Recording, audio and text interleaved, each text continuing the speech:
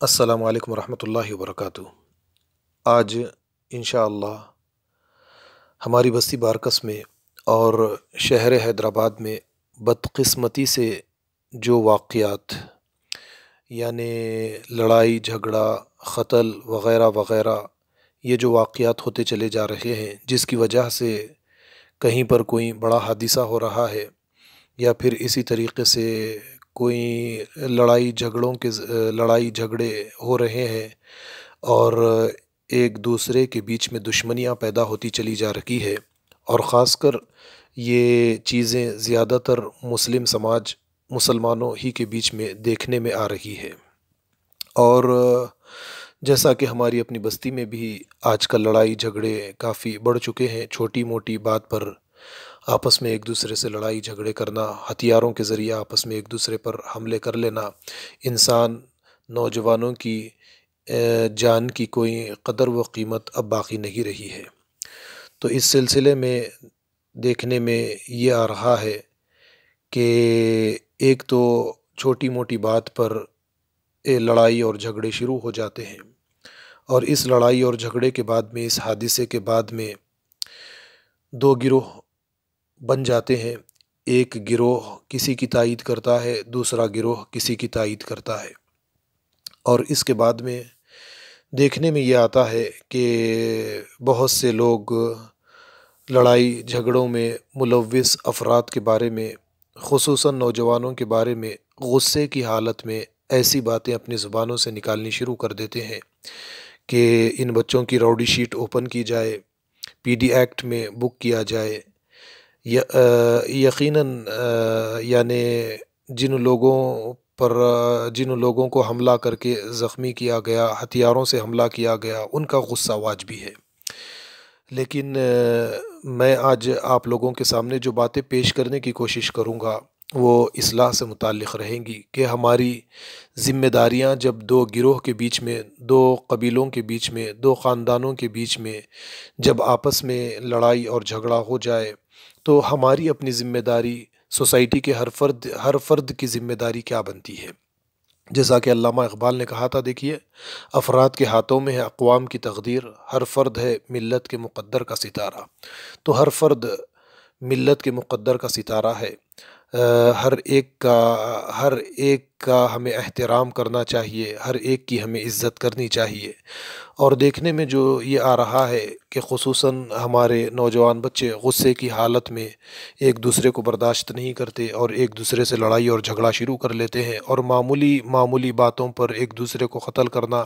ایک دوسرے کو زخمی کرنا، اور اس کے بعد میں جیسا کہ میں نے کچھ باتیں آپ کے سامنے رکھی کہ راؤڈی شیٹ اوپن کی جائے، پی ڈی ایکٹ میں انہیں بک کیا جائے، بلکہ ہمیں سب سے پہلا کام تو ہمیں جو کرنا ہے، قرآن جو تعلیم ہمارے سامنے پیش کرتا ہے، اللہ رب العالمین نے جو طریقہ ہمیں سکھایا ہے، اس طریقے پر ہمیں سب سے پہلے عمل کرنا چاہیے۔ دیکھیے، جیسے قرآن کریم سورہ حجرات میں قرآن کریم نے یہ فرمایا، وَإِن طَائِفَتَانِ مِنَ الْمُؤْمِنِينَ اقْتَتَلُوا فَأَصْلِحُوا بَيْنَهُمَا، اگر مومنوں میں سے دو فریق آپس میں لڑ پڑے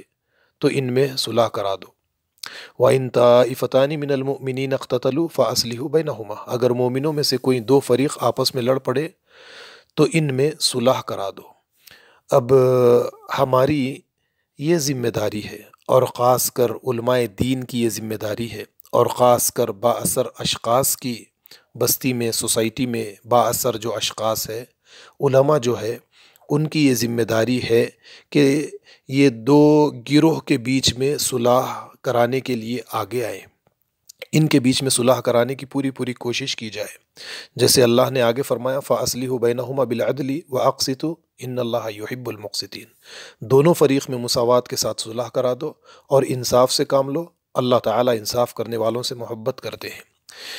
تو یہاں پر دیکھیے، جو خاص کر ذمہ داری اب جن لوگوں کے اوپر عائد ہو رہی ہے وہ ہمارے علماء دین ہیں، لیکن دیکھنے میں یہ آ رہا ہے علماء دین ان مسائل کے اندر اپنا کوئی کردار ادا کرنا نہیں چاہ رہے ہیں، نہ با اثر اشخاص آگے آ رہے ہیں، جس کی وجہ سے مسائل حل ہونے کے بجائے دن بدن مسائل بڑھتے چلے جا رہے ہیں۔ غلطی تو نوجوانوں سے ہوتی ہے، شیطان تو ہر ایک کے پیچھے لگا ہوا ہے۔ جیسے قرآن میں بھی اللہ رب العالمین نے فرمایا کہ شیطان لوگوں کو وسوسے ڈالتا ہے، اکساتا ہے، خصوصاً نوجوانوں کو وسوسے ڈالتا ہے، انہیں اکساتا ہے، لڑائی جھگڑے کے لیے انہیں تیار کرتا ہے۔ جیسے قرآن کریم کہتا ہے اذ قال للانسان اکفر،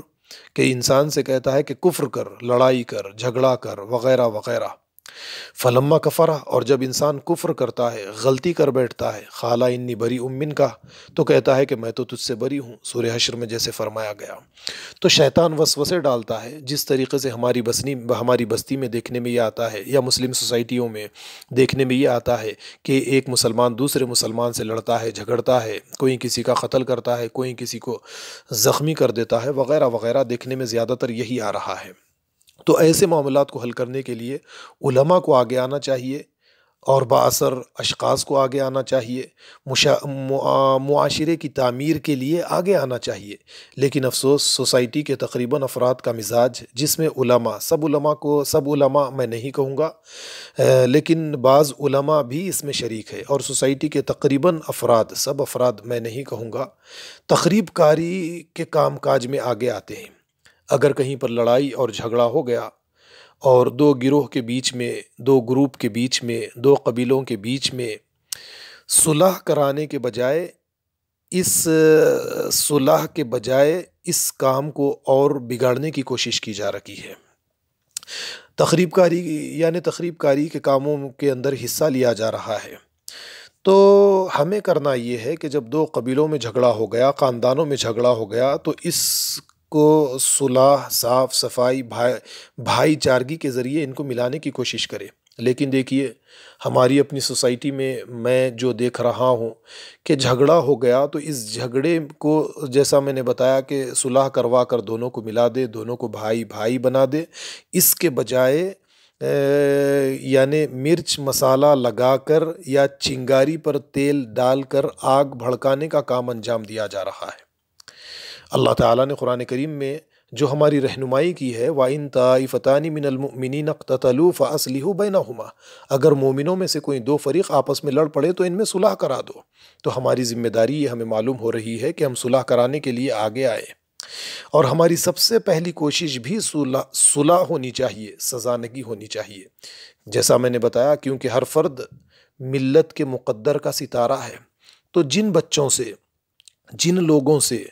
غصے کی حالت میں، نادانی کی حالت میں اگر کوئی غلطی ہو جائے، تو ہمیں بھی یہ کرنا چاہیے کہ ہم انہیں معاف کر دیں۔ یہ بچے جن سے یہ غلطی ہو گئی، یہ ہماری سوسائٹی کا ایک حصہ ہے، انہیں ہمیں موقع دینا چاہیے، انہیں معاف کرنا چاہیے، انہیں سزا نہیں، انہیں معافی چاہیے، انہیں معاف کرنا چاہیے۔ سزا سے نفرتیں بڑھتی ہے اور معافی سے محبت پیدا ہوتی ہے۔ اگر ان بچوں کی راؤڈی شیٹ کھول دی جائے، یا پی ڈی ایکٹ میں انہیں بک کر دیا جائے، تو ان کی زندگیاں خراب ہوگی، ان کا کیریئر تباہ اور برباد ہو جائے گا، ان کا پورا خاندان متاثر ہو جائے گا۔ تو اس لیے ہمارے لیے قرآن کی رہنمائی، نبی کریم صلی اللہ علیہ وسلم ہمارے لیے رول ماڈل ہے، تو ہمیں وہاں سے کیا رہنمائی مل رہی ہے، اسے ہمیں اپنے سامنے سب سے پہلے رکھنا چاہیے۔ دیکھیے، قرآن کریم سورہ حامیم سجدہ میں اللہ نے جیسے فرمایا، ادفع باللتی ہی احسن فاذا الذی بینک وبینہ عداوۃ کأنہ ولی حمیم، برائی کو بھلائی سے دور کرو، پھر وہی جس کے اور تمہارے درمیان دشمنی ہے، ایسا ہو جائے گا جیسا تمہارا جگری دوست۔ سورہ حامیم سجدہ کی آیت ہے، صرف یہیں پر اللہ نے بس نہیں کیا، بلکہ آگے فرمایا وما یلقاها الا الذین صبروا وما یلقاها الا ذو حظ عظیم، اور یہ بات انہی کو نصیب ہوتی ہے جو صبر کرے، یہ بات انہی کو نصیب ہوتی ہے جو صبر کرے، اور اسے سوائے بڑے نصیب والوں کے کوئی اور پا نہیں سکتا۔ وَإِمَّا يَنزَغَنَّكَ مِنَ الشَّيْطَانِ نَزْغٌ فَاسْتَعِذْ بِاللَّهِ إِنَّهُ هُوَ السَّمِيعُ الْعَلِيمُ، اور اگر شیطان کی طرف سے کوئی وسوسہ آئے تو اللہ کی پناہ طلب کر لو، یقیناً وہ بہت ہی سننے والا اور جاننے والا ہے۔ تو یہ یعنی قرآن کریم کی یہ تعلیمات ہمارے سامنے ہونی چاہیے۔ اب آپ دیکھیے، کوئی کہ دو فریق کے بیچ میں جھگڑا ہوتا ہے، صلح کرانے کے لیے کون آگے آ رہا ہے؟ مساجد جو کردار ادا کرنا چاہیے مساجد کو، مساجد کے ذریعے سے وہ کردار ادا نہیں ہو رہا ہے۔ جیسے قرآن کریم پر آپ غور کریں گے، مسجد حرام کے بارے میں یہ فرمایا گیا کہ جو کوئی مسجد حرام کے اندر داخل ہوتا ہے کان آمینہ، وہ امن میں آ جاتا ہے۔ تو جو ہم مسجد میں جاتے ہیں تو امن کے لیے جاتے ہیں۔ جس سوسائٹی کے اندر کئی مساجد موجود ہو اور لوگ آپس میں ایک دوسرے سے نفرتیں کریں، چھوٹی موٹی بات پر لڑائی جھگڑے کرے، اور ان مساجد میں 5 وقت کی نمازیں اور جمعہ بھی ادا ہوتا ہو، لیکن لوگ آپس میں ایک دوسرے کے بھائی نہ بن سکے، تو کہیں نہ کہیں پر ہمارے اندر غلطی ہے۔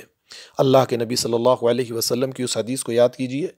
جس میں اللہ کے نبی صلی اللہ علیہ وسلم نے فرمایا، مثل المؤمنین فی توادیہم وتراحمہم وتعاطفہم مثل الجسد اذا اشتکى منہ عضو تداعى له سائر الجسد بالسہر والحمى۔ بڑی پیاری، بڑی بہترین حدیث ہے یہ، کہ مومنوں کی مثال آپس میں ایک جسم کے جیسی ہے۔ جسم کے کسی حصے کو اگر تکلیف ہوتی ہے تو سارا جسم یعنی بخار میں مبتلا ہو جاتا ہے، اس تکلیف میں شریک ہو جاتا ہے۔ یہ مثال اللہ کے نبی صلی اللہ علیہ وسلم نے اہل ایمان کی، مسلمانوں کی پیش کی ہے۔ لیکن ہمارے یہاں پر جو کردار ہماری سوسائٹی میں نمازی، روزے دار جو کردار ادا کر رہے ہیں، یہ کوئی مومن اور مسلم کا کردار نہیں ہے، یہ منافقین کا کردار ہے، کہ لوگوں کے اندر جھگڑے پیدا کرنا، اور اتفاق سے کہیں پر جھگڑا ہو گیا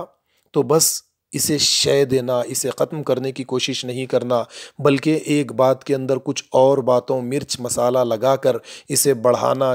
چڑھانا، اور کسی کو تباہ اور برباد ہوتے ہوئے دیکھ کر اس پر خوش ہونا، کسی کے اوپر کیسز بک ہو جائے، اس کی زندگی تباہ ہو جائے، اس کا کیریئر تباہ ہو جائے تو اس کے ذریعے سے خوشی محسوس کرنا، یہ کیا ہے؟ یہ منافقت ہے۔ اس چیز سے ہمیں باہر نکلنا چاہیے، اور جہاں کہیں پر بھی لڑائی اور جھگڑا ہو جائے، ان دونوں گروہ، دونوں خاندان کو سمجھانا چاہیے کہ اللہ رب العالمین اس چیز کو پسند نہیں کرتے۔ اللہ رب العالمین امن چاہتے ہیں، بھائی چارگی چاہتے ہیں، مسلمانوں میں اتحاد و اتفاق چاہتے ہیں۔ اب دیکھیے، ایک دوسری حدیث میں آپ کے سامنے پیش کروں گا۔ اللہ کے نبی صلی اللہ علیہ وسلم فرماتے ہیں، لیس الشدید بالسرعہ انما الشدید الذی یملک نفسہ عند الغضب۔ پہلوان وہ نہیں ہے جو دوسروں کو پچھاڑ دے، پہلوان وہ نہیں ہے جو دوسروں کو پچھاڑ دے، پہلوان وہ ہے جو غصے کے بعد، طاقت اور قوت رکھنے کے باوجود، مال رکھنے کے باوجود دوسرے کو معاف کر دے، اپنے مد مقابل کو معاف کر دے۔ یہ پہلوان ہے۔ دیکھیے، یعنی غصہ آنے کے بعد غصے کو پی جائے۔ تو یہ ہونا چاہیے۔ اسلام ہمارے اندر یہ چیز پیدا کرنا چاہتا ہے۔ اسلام ان تعلیمات کے ذریعے، اس تربیت کے ذریعے ہماری شخصیت کو اس طریقے سے نرم بنانا چاہتا ہے جیسی شخصیت نبی کریم صلی اللہ علیہ وسلم کی جیسی شخصیت تھی۔ تشدد، سختی سے ہم کچھ حاصل نہیں کر سکتے، اور ہم تشدد اور سختی سے جو حاصل شدہ چیزوں کو بھی ہم کھوتے چلے جائیں گے۔ جس طریقے سے ہم نے اپنی بستی کا نام دن بدن، ہماری بستی کا نام خراب ہوتا چلا جا رہا ہے، ہمارے اپنے آپسی لڑائی اور جھگڑوں کی وجہ سے، اور امن بھائی چارگی، اور جو چیز امن بھائی چارگی کے ذریعے ہمیں حاصل ہوتی ہے وہ یعنی کھوئی ہوئی چیز بھی ہمیں دوبارہ مل جاتی ہے۔ تو امن بھائی چارگی کو ہم قائم کریں، آپس میں ایک دوسرے سے محبت کریں۔ جو ہمارا نام ہمارے بڑوں نے اس سارے ہندوستان کے اندر، ساری دنیا کے اندر روشن کیا، یہ کھویا ہوا ہمارا نام تاکہ ہمیں دوبارہ مل سکے۔ اور آج ہم نے اپنی بستی، سوسائٹی کا نام ذرا غور کیجئے کہ کہاں سے کہاں پر پہنچا دیا ہے۔ ہمارے آپسی اختلافات، لڑائی اور جھگڑوں کی وجہ سے ہماری بستی کا نام، ہماری سوسائٹی کا نام آج غیروں کے یہاں پر ہماری کیا عزت ہے، ہمارا نام کس طریقے سے وہ لیتے ہیں۔ آئیے ایک اور قرآن کریم کی آیت یہاں پر یاد آئی۔ اللہ تعالیٰ فرماتے ہیں، وَإِذَا مَا غَضِبُوا وَإِذَا مَا غَضَبُوا هُمْ يَغْفِرُونَ۔ جب انہیں غصہ آتا ہے تو وہ معاف کر دیتے ہیں۔ اصل کیا ہے؟ دیکھیے آپ، غصہ اصل میں کمزوری ہے۔ ہم غصے کو طاقت، ہمت کی چیز سمجھتے ہیں، ایسا ہرگز نہیں ہے، بلکہ غصہ اصل میں کمزوری ہے۔ اور دوسری بات بھی آپ یہ غور سے سنیے، غصہ نہ کرنا ایک طاقت ہے، غصہ نہ کرنا ایک طاقت ہے۔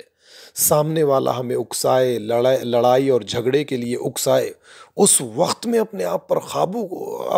قابو پانا، اپنے آپ کو روک کے رکھنا، یہ اصل میں ایک طاقتور انسان کی نشانی ہے، اور یہی پہلوان ہے، ہمیں یہی کرنا چاہیے۔ جب اس طریقے سے ہم اپنی شخصیت پر کنٹرول کرنے والے بن جائیں گے تو کئی معاملے ٹھیک ہوتے چلے جائیں گے۔ تو میری گزارش علماء، خاص کر علماء سے، سوسائٹی کے اور بااثر اشخاص سے یہ ہے کہ انہیں ان مسائل کو حل کرنے کے لیے، لڑائی اور جھگڑوں کو حل کرنے کے لیے کردار ادا کرنا پڑے گا۔ لیکن اگر علماء اپنا منہ بند کر کے بیٹھیں گے اور بااثر اشخاص اپنا منہ بند کر کے بیٹھیں گے تو ایسے حالات، جو حالات بار بار پیش آ رہے ہیں، اسی طریقے کے حالات پیش آتے رہیں گے اور ہمارے حالات کبھی درست نہیں ہوں گے۔ تو اس کے لیے یعنی یہ لڑائی جھگڑے، قتل وغیرہ وغیرہ، ان چیزوں کو روکنے کے لیے علماء کو آگے آنا چاہیے۔ صلح کے لیے لوگوں سے ملاقاتیں کرنی چاہیے، صلح کے لیے آگے آنا چاہیے، لوگوں کو سمجھانا چاہیے، اپنی طرف سے سبقت کرنی چاہیے۔ سوسائٹی میں جہاں کہیں پر بھی ایسے معاملات انہیں نظر آئے، ان کے مکانوں پر ان سے ملاقاتیں انہیں کرنی چاہیے۔ دونوں گروپوں کو انہیں سمجھانا چاہیے کہ لڑائی جھگڑے میں کوئی خیر نہیں ہے۔ اور پھر سوسائٹی کے افراد کی یہ ذمہ داری ہے کہ ان کے یہاں پر اگر کوئی قبر آئے تو اس میں مرچ مسالہ لگا کر اسے، جھوٹ سچ وغیرہ وغیرہ لگا کر اسے پھیلانا نہیں چاہیے، بلکہ جہاں تک ہو سکتا ہے صلح، صفائی کے لیے، بھائی چارگی کے لیے، امن کے لیے، دونوں فریقوں کے بیچ میں مصلحت کے ذریعے سے ان کو ملانے کی کوشش کرنے کے لیے کچھ اچھے الفاظ کہنے چاہیے۔ برے الفاظ کا استعمال ہرگز نہیں کرنا چاہیے، اور ہر دو کی برائی بھی نہیں کرنی چاہیے، بلکہ جہاں تک ہو سکتا ہے یعنی اچھے طریقے سے اس معاملے کو روکنے کی کوشش کرنی چاہیے۔ قرآن کریم سورہ نساء میں ایک آیت ہمیں ملتی ہے اس سلسلے میں۔ اللہ تعالیٰ فرماتے ہیں وَإِذَا جَاءَهُمْ أَمْرٌ مِّنَ الْأَمْنِ أَوِ الْخَوْفِ أَذَاعُوا بِهِ وَلَوْ رُدُّوهُ إِلَى الرَّسُولِ وَإِلَى أُولِي الْأَمْرِ مِنْهُمْ لَعَلِمَهُ الَّذِينَ يَسْتَنبِطُونَهُ مِنْهُمْ وَلَوْلَا فَضْلُ اللَّهِ عَلَيْكُمْ وَرَحْمَتُهُ لَاتَّبَعْتُمُ الشَّيْطَانَ إِلَّا قَلِيلًا۔ انہیں کوئی خبر امن یا خوف کی ملے، انہوں نے اسے مشہور کرنا شروع کر دیا۔ دیکھیے آپ، امن یا خوف کی کوئی خبر ملے، ہم بھی کیا کرتے ہیں، اسے مشہور کرنا شروع کر دیتے ہیں بنا کسی تحقیق کے۔ حالانکہ اللہ تعالیٰ قرآن میں فرماتے ہیں کہ یہ لوگ رسول اللہ صلی اللہ علیہ وسلم کے پاس اس خبر کو لے جاتے، اور رسول اللہ صلی اللہ علیہ وسلم صحیح بات کیا ہے، صحیح خبر کیا ہے، اس بارے میں انہیں بتا دیتے، یا ایسے اشخاص کے پاس اس خبر کو لے کر چلے جاتے جو اس کی تہ تک پہنچنے والے ہوتے، تو انہیں حقیقت معلوم ہو جاتی۔ اگر اللہ کا فضل اور اس کی رحمت تم پر نہ ہوتی تو تم سوائے تھوڑے لوگوں کے، تم سب کے سب شیطان کے پیروکار بن جاتے۔ یہ سورہ نساء میں آیت آپ کو ملے گی، اور آیت کا نمبر شاید 83 ہوگا۔ دیکھیے، تو آج ہماری سوسائٹی کا یہی حال ہو گیا ہے کہ کوئی خبر کہیں سے آ جائے، کسی سے کچھ بات سن لی، کہیں پر کچھ تھوڑی سی چیز کو دیکھ لیا، اس کو بڑا چڑھا کر سوسائٹی کے بیچ میں پیش کر دینا، اس سے بڑا چڑھا کر اس میں مرچ مسالہ لگا کر یعنی بات کو اور زیادہ بگاڑ کر پیش کرنا، اور زیادہ مسئلے کو پیچیدہ بنا دینا، اختلاف چھوٹی سی اگر بات ہے تو اس کو ہوا دے کر ایک بڑا اختلاف بنا دینا، ایک بڑا جھگڑے کے اندر اسے تبدیل کر دینا۔ آج سوسائٹی کے تقریباً افراد کا یہی حال ہو گیا ہے، اور اس کے بعد میں جب دو گروہ آپس میں لڑ پڑے، انہیں شدید نقصان ہو جائے، تو بس ان کے یعنی ہمارے کلیجے، ہمارے دل کو سکون ملتا ہے کہ ہم اپنے کام کے اندر کامیاب ہو گئے۔ یہ تو شیطان کے پیروکاروں کا کام ہے، اس سے اجتناب ہمیں کرنا چاہیے۔ تو میری خصوصاً اس مسئلے میں یہ جو کچھ بھی ہماری سوسائٹی میں یا شہر حیدرآباد میں ہو رہا ہے، اس سلسلے میں میری خاص کر علماء دین سے اور بااثر اشخاص سے یہ گزارش ہے کہ وہ آگے آئیں اور ان مسائل کو حل کرنے کے لیے کردار ادا کریں۔ میں آخر میں اللہ سے دعا کرتا ہوں کہ اللہ تعالی ہمیں کہنے سے زیادہ اس پر عمل کرنے والا، دوسروں کو عمل کی دعوت دینے والا بنائے۔ وآخر الدعوانا ان الحمد للہ رب العالمین، والسلام علیکم ورحمۃ اللہ وبرکاتہ۔